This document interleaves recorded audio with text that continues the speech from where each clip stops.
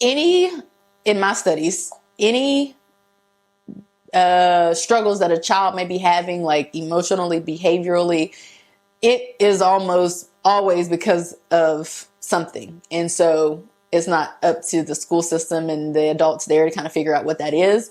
That something typically is an outside issue, maybe a home issue technically. So I guess my question always is, if you're listening and you work in education, well, I wouldn't have a job if the kids all had good behavior. So there's that. But my question is, if all the kids came every day, no behavior problems, minor redirecting, everybody's sitting down, getting their instruction and going on about their life, then what would be those problems? If the kids had good behavior, I feel like everything would be fixed. I mean, because grades would be up and test scores would be up. And I feel, ain't that how they determine whether a school is failing or not? How many students pass or whatever? Yeah. That? So if all the kids are learning and thriving, getting good grades, then you don't have a failing education system. The reason why I ask that is because some people will be like, admin, blah, blah, blah, blah, blah, admin, this and that and the third. Yeah, and normally, a lot of teachers did say admin runs off and stuff. But normally what I hear is that admin aren't backing them up and supporting them when it comes to kids having problems and they're trying dealing with issues and student problems. Yes, and those kinds of things. And dealing with parents and stuff. Yeah. Mm-hmm. I guess though, if everything was kosher, you probably wouldn't talk to your admin at all. You wouldn't have to. Like you probably would never even really. Because there would be no disciplinary issues, no grade problems, no issues with parents. Mm-hmm. Everybody would probably be happier. I can say. So, moral of the story is to be a parent to your kids. Not be a parent to your kids.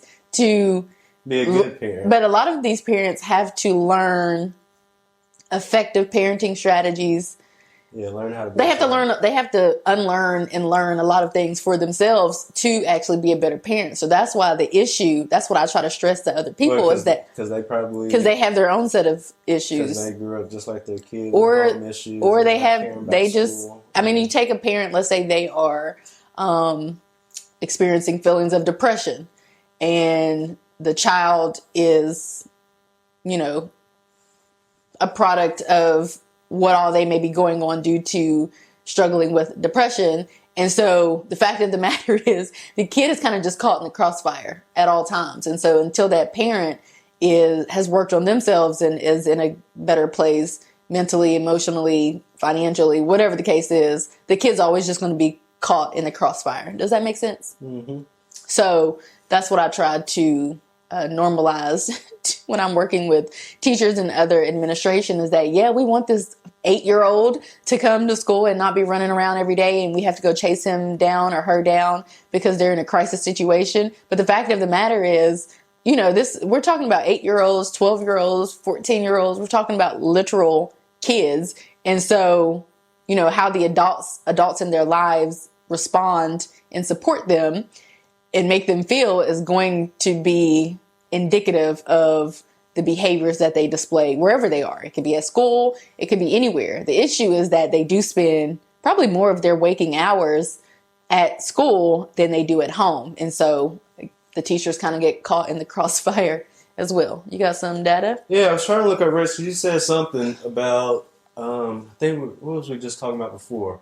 You said something, all right, so I was just thinking, this is just how my mind was working. So the parents who grew up just like their kids, not having a home, not coming from a home who places a priority on education or real parenting, those kids, they end up being a distraction in school. So after they're done with school, either they graduate or drop out or anything like that.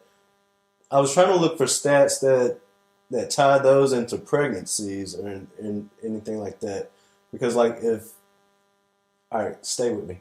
So these people who don't come from a good home, and when I say don't come from a good home, they don't place priority on education or parenting and all like that. And their kids are just out in the streets, right? So they grow up to have kids. Their kids are just like them. Wait, where was I going with that? Pregnancies. Something about pregnancy.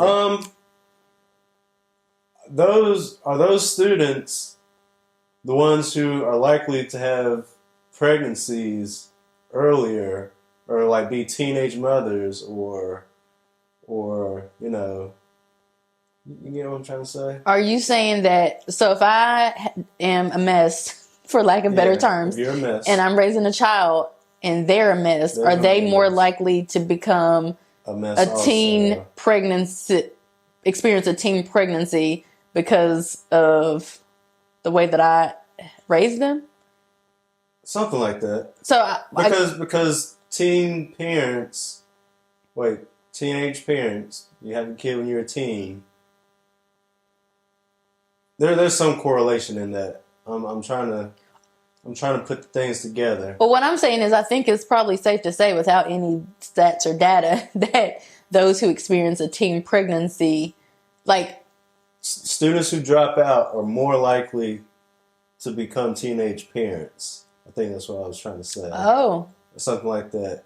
And then those parents, the teenage parents, raise their kids pretty much the same way, not coming from a good home, for lack of better words. And those kids grow to become a distraction in school and not care about school.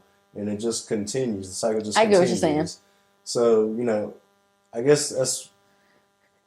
Okay, I get what you're saying, but I guess what I'm saying is you can be 30 and have a child. Yeah, you can. You can be 30, 40. Let's talk about it. Let's talk about it. Or not necessarily not be a good parent, but you could be 30 plus and have a child and they struggle. I mean, I don't think it matters much what age you are necessarily, but that's probably a topic for a different day. I feel like bringing on stats about those types of things. I feel like the key to, I don't know, I guess your kid caring about school is just putting an emphasis on education and your homework and schoolwork at home and behavior. If Billy's not sitting down and not paying attention in school, Billy ain't never going to get it. So what you're saying is the parents need to place priority on learning and education and listening to the teachers. Because little Billy at 8 isn't, if no one's talking to him about the importance of listening to teachers or completing his schoolwork, asking if he has questions, if ain't nobody coaching and educating him on that, Billy's going to be lost in the sauce. Praise God, amen. I'm with you. Yeah. So, question is, the school system is struggling because of a lot, in part. I'm just trying to wrap my mind around funding.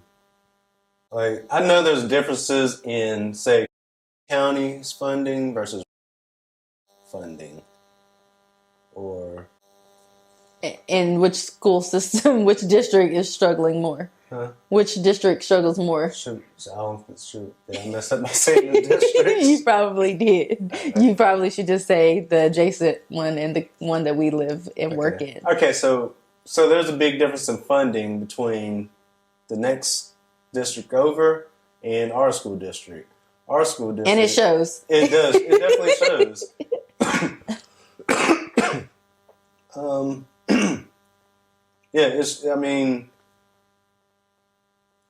The difference I see is, the buildings look newer over there.